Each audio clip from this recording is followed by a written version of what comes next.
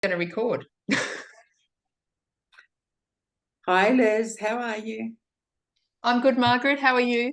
Really good, thank you. And welcome everybody to Two Tarts on a Journey, a spiritual journey. So today we thought we would just talk about power and our self-empowerment. So, I just think we could. I hear it hear the term. I'm in my power. I'm self-empowered. What does that feel like? What does it feel like? And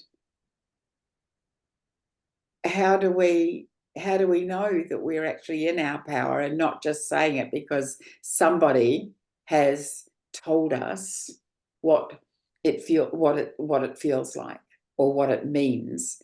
And how do we feel it authentically? How do we know it authentically? I think you just said the answer. Like there's a difference. You know, if you're doing something that isn't your authentic truth, and I think we touched on this in our last video, how does that make you feel?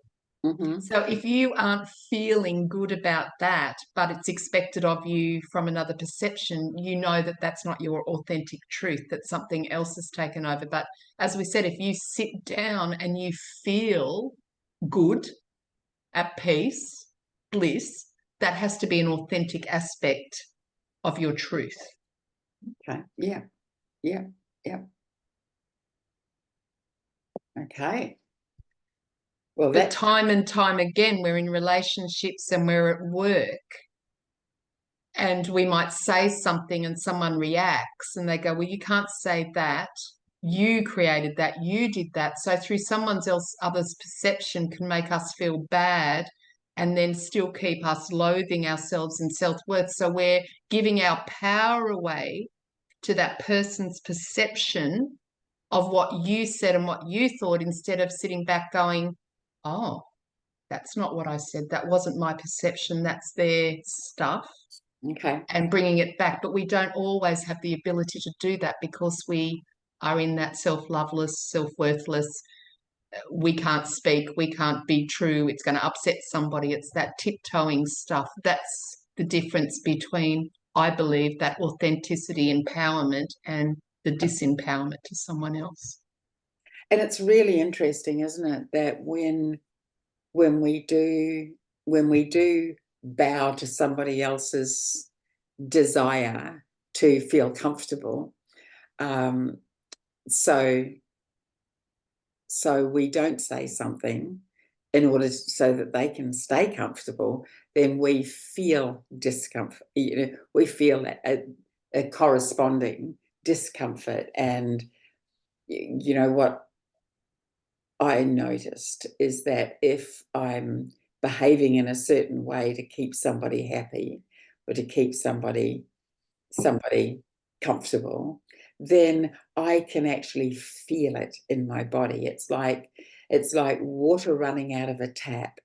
My energy actually drains out down through my arms, down through my legs, and I'm left feeling weak, a real sense of tired, just that tired, listless lack of energy and enthusiasm. So, what do we need to do, I wonder?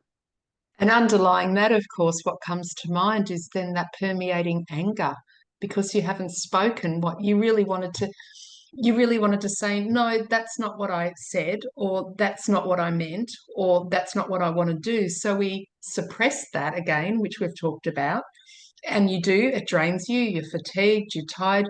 But then as time goes on, because you're walking on eggshells or living someone else's life through their perception, this anger starts to permeate at times. Mm, mm. And you do get angry and you lash out and you become emotional and you start crying and screaming because your body's going, or your higher self, or your soul, however you want to look at it, it's going, this isn't you.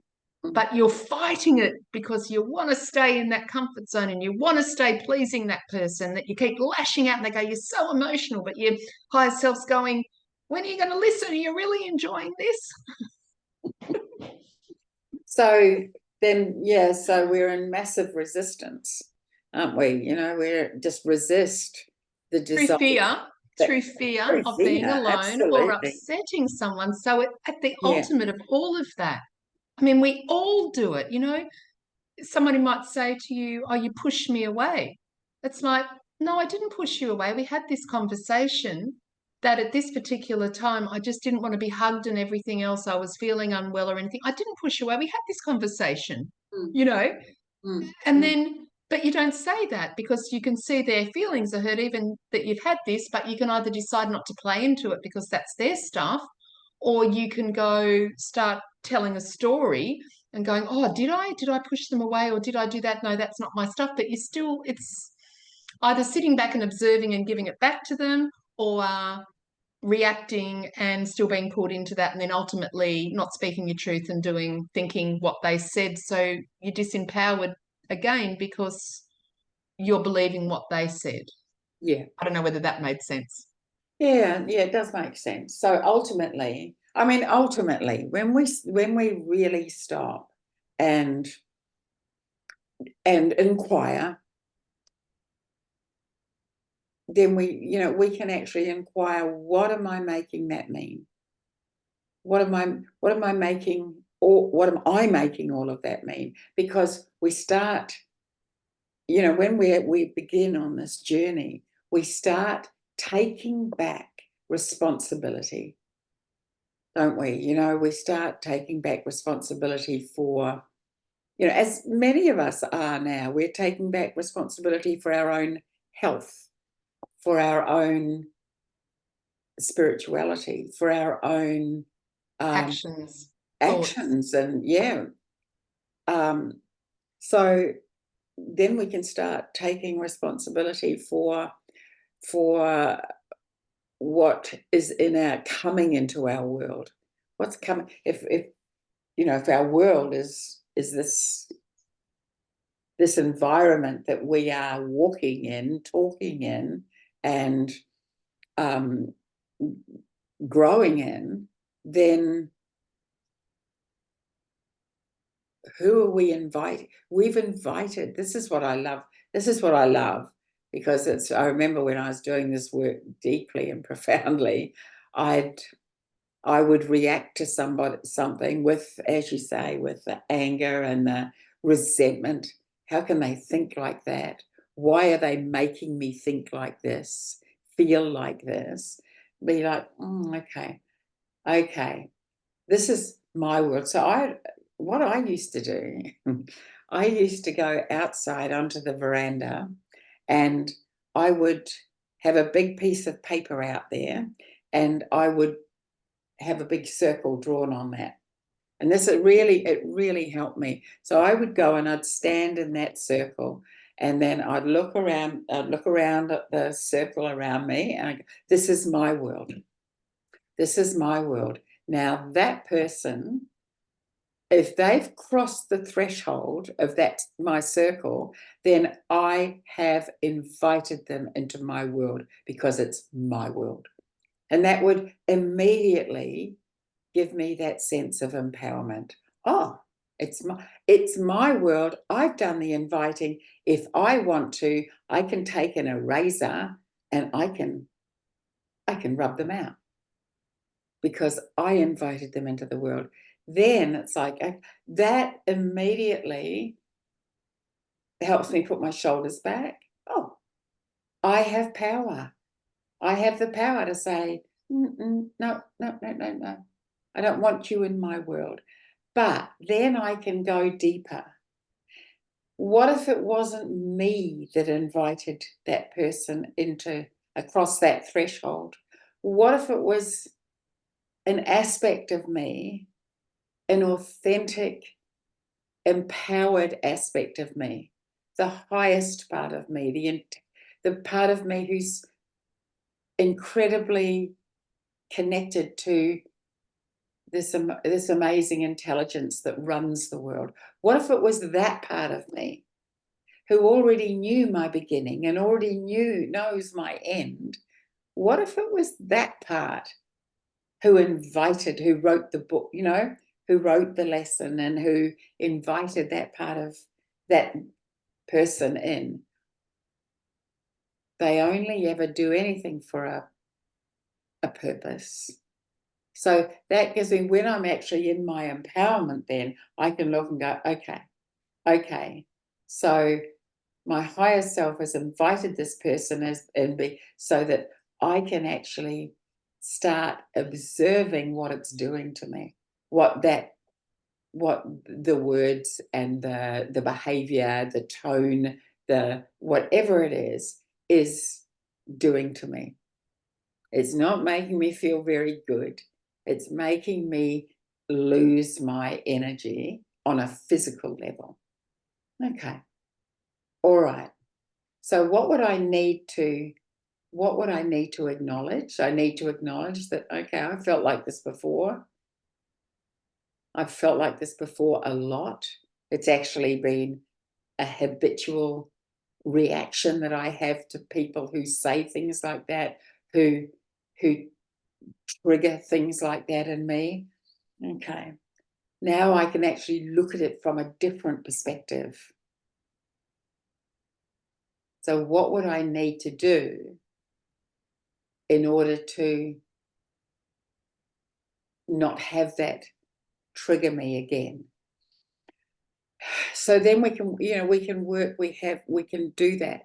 And it is probably one of the most powerful things that I've ever done in my life, was do that. I went through that when I was just going, really, really in a very difficult place in my life. And it certainly helped me grow. And it only needed to be small things that would really trigger a reaction in me. But as soon as I got out, and that's literal what happened. I would have this big roll of newsprint, and I'd have it out there with my big circle, so I could actually stand there and feel myself in that world that's my world. Okay, this is my world. I've invited that person in. If I've invited that person in, it's for a purpose. And once I've worked out once I've felt the purpose and then had a practice at what I would need to do, perhaps I might just need to say, when you speak like that to me, I make that mean that I'm worthless. Or when you look at me with that look on your face, I make that mean that I'm nothing. And that is not true. So it's because I've already figured out that it's my world, and I can erase that person if I want to, and I'm still going to be alive if I don't have them walking across that threshold. It just gives me that little bit of courage. Later down the track, we can do deeper and deeper and deeper work to see where it comes from. But in that particular situation, those particular situations, to get us from disempowerment to back into empowerment, it's very empowering to actually do something on a physical level. If we begin to have the understanding that we have the choice to be something else. See, we have lived lifetime after lifetime thinking we just come in and we create this comfort zone. So if we have this awareness that growth and awareness only comes from stepping out of the comfort zone, so change and transformation only happens from discomfort. But if we can begin to become aware and just open our minds up that we are so much more, that we didn't come in to play this character for someone else, and to realize that we aren't reliant. See, we've become the programming, we're reliant on a man to get a house or have a job. We're changing that, but it's still belief systems that need to change. So if we in that moment can go, that doesn't make me feel good, and work through the fear of going, well, what would happen if I said that this no longer serves me or this doesn't feel, and they react in a certain way? Do I need to take that on, or is that the moment that I can come back to me and go, wow, I really don't feel good, but have that awareness that we don't have to stay in a comfort zone when we're No, not feeling good, that we can move through discomfort to get yeah, to comfort and empowerment. So if we could just have that greater understand that we aren't reliant on somebody's yes, beliefs, perceptions, or for them to hold us, that we actually are so much more and have the ability, when we trust and move through fear, to do that, yeah, we can begin to create that circle and allow people to drop off that don't make us feel good, but bring people in that are there for a moment or yeah, whatever, but yeah, on our terms instead of through someone else's perceptions and empowerment and yeah. our disempowerment. Yeah. But I think too, yeah, I think that's true. And when we take responsibility, we've been programmed, as you say, to give the responsibility of our health to the medical profession, give responsibility for our education to the education governing body, to give control of all sorts of things to Our somebody. daily living from the government. Someone else Absolutely. is telling us how we live. So it has been a long term. You're right. Yeah, We it are has. totally disempowered in all Yeah, aspects. yeah. So the great thing is, if it's happening in one part of our life, then you can guarantee it's happening in all aspects of our life. And the interesting thing is a lot of people would relate to, especially during the pandemic, this idea of having no control over anything in our lives. That was, I mean, that was a big one. But and a lot of us who are working for, working to create our livelihood, were really in such a difficult space because, oh, I can't possibly lose my job because I need to support. It takes a lot of guts and courage to actually stand up and say, this is my world, and I know that you did that. I know that you did. You made a massive decision. There's a lot of people who have, say 3 or 4 children who, responsible for children that felt they couldn't do anything. But to actually make a decision and say no is But big. that's taking that a little bit of empowerment back, not even understanding it, but under that is that fear, because we've been bought in that all our decisions in our life are coming outside of us. So to be able to stop Yeah. and go, wow, this doesn't serve me. I actually don't want to give my health away to another body or somebody that's telling me, oh, this, and this. It probably did take tremendous, and it brought a lot of fear up. But with stepping out of the comfort zone into the discomfort, that's where the magic is, because that's where the other doors open. And that's what I'm trying to say. Like, if we can do that and we can move through the fear, we are never alone. We never other aspects, because we've allowed ourselves to give something away, to step into it, or let something go, or surrender something to allow a bigger picture to start showing. So if we can just step out of the comfort zone, that's usually not comfortable, by the way, where many of us live, what we Yeah. call in a comfort zone with not with a lot of unhappiness. But Yeah. if we can actually go, wow, I am unhappy, I'm going to step out of all I've known. When you make that decision and work from that place, that's when you things just come. Like, things do happen. Money will be there, housing will be there, somebody will step up and go, do you want a house sit, or something will, but it will not present why you stay there in fear in something that we class as a comfort zone. Okay, so can we apply exactly the same to the relationships that we have difficulty with? Exactly the same thing, because the Yeah. comfort zone, people stay in abusive relationships being beaten and everything else, but it's all they've known. So to them, it's a comfort. to move away from that is putting them into something they don't know. Even if they're not happy, they choose. And we talked about choice once. We Mm. choose to stay there because it's the known. We're Yeah. not happy, we're getting beaten black and blue, but it's the known. So to shift out of the known takes courage, but you're going to be a lot happier. You're not going to be hit. And you can move on to something else, but it's that moment of discomfort to create transformational change. And it all comes down to choice and moving away from fear. Yeah. So true. So true. Well, and on that note, I think, gosh, it goes really quickly, doesn't it? Our little half-hour chat. That really half hour, it feels like we just started having a chat. I know. I know. I think it's half an hour. I didn't actually take notice of the time, but I think our time is up. I like doing the 30 minutes or so because I think that's manageable to listen to. And I'm just going to say, if we can all just now just take that awareness, and I'm not saying jump out of a comfort zone or into discomfort, but just allow the awareness to feel, allow your body to begin to feel, and just start there. Start simple. Does this feel good?